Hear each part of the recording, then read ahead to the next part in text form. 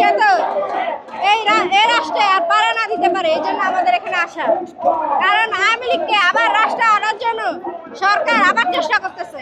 কেন চেষ্টা করতেছে? আওয়ামী লীগকে আবার বাংলাদেশে আনার, আওয়ামী লীগকে বাংলাদেশে এনে সঠিক বিচার করা দরকার। আওয়ামী লীগকে ধরতে গেলে ফাঁসি দেওয়া দরকার।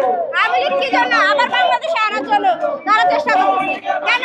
এই যে এই বাচ্চাটার বাবা মারা গেছে, মোহাম্মদ শাহজাহান, আমি তার স্ত্রী, তার বাচ্চা এটা। এই বাচ্চাটাকে কি জবাব দিবে? তার বাবা বলে তো সে আর থাকতে পারবে না। তাহলে আওয়ামী লীগরা কি জন্য বাংলাদেশে আনতে যাচ্ছে? আওয়ামী লীগরা শাস্তি না দিয়ে আওয়ামী লীগ বাংলাদেশে আনতে যাচ্ছে কি জন্য? আবার রাষ্ট্র দিব? কি জন্য রাষ্ট্র দিব আবার?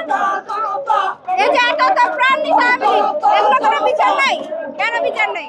এগুলোর বিচার আমরা চাই। যার জন্য আমার বাচ্চা নিয়ে আমি এই রাষ্ট্রপতি হারাইছি। আওয়ামী লীগ যাতে এই রাষ্ট্রে এই বাংলাদেশে না আসে। আমাদের দাবি বাংলাদেশে আওয়ামী লীগ আসলে বাংলাদেশের লড়াই মরে যাবে। আমরা চাই না আওয়ামী লীগ আর এই বাংলাদেশ আসুক। আর চাই রাষ্ট্রীয়ভাবে এই বাচ্চাকে স্বীকৃতি দেওয়া হোক। সব শহীদ পরিবার, আহত পরিবারদেরকে রাষ্ট্রীয়ভাবে স্বীকৃতি দেওক। 1 বছর হয়ে গেছে, কি জন্য এখন এদের করে স্বীকৃতি দেওয়া হচ্ছে না? কি জন্য তাদেরকে দেখা হচ্ছে না? কি কারণে? কি জন্য দেখবে না? এই প্রাণগুলো যাতে এই সরকার বসছে, নাহলে তো বসতে পারতো না। নাহলে কিভাবে বসতো? আজকে এই শহীদ পরিবার, এই আহত পরিবারের উপরে কেন এই করতেছে? যদি বর্তমানে দরকার লাগে আমার এই সন্তানকে আমি আবার খাড়া করে দিব ওই পিস্তলের মুখে। আমার স্বামী যে পিস্তলের মুখে মরছে, সে পিস্তলের কাছে আমার এই সন্তানকে খাড়া করে দিব।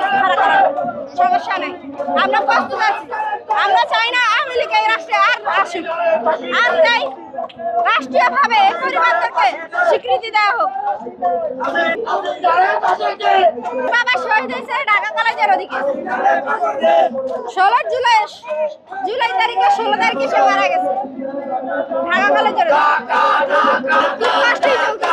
যে কষ্ট চলতেছি সে কষ্ট না সহ্য করে এখানে আমার আশা।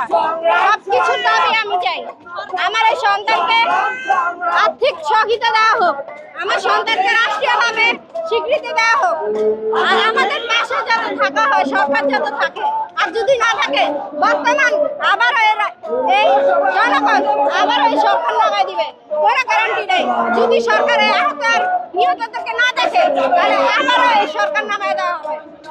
সরকার চাইনি, আমরা সরকার চাইছি জনগণের পাশে খাড়ানোর জন্য। জনগণের পাশে না খাড়া আওয়ামী লীগের পাশে খাড়ানোর জন্য না। আমরা তার জন্য এই রাষ্ট্র স্বাধীন করিনি। এই রাষ্ট্র স্বাধীন যারা করছে তাদেরকে রাষ্ট্রীয়ভাবে স্বীকৃতি দেওয়া হোক খুব তাড়াতাড়ি। না দিলে আমরা আবার রাজপথে নামবো।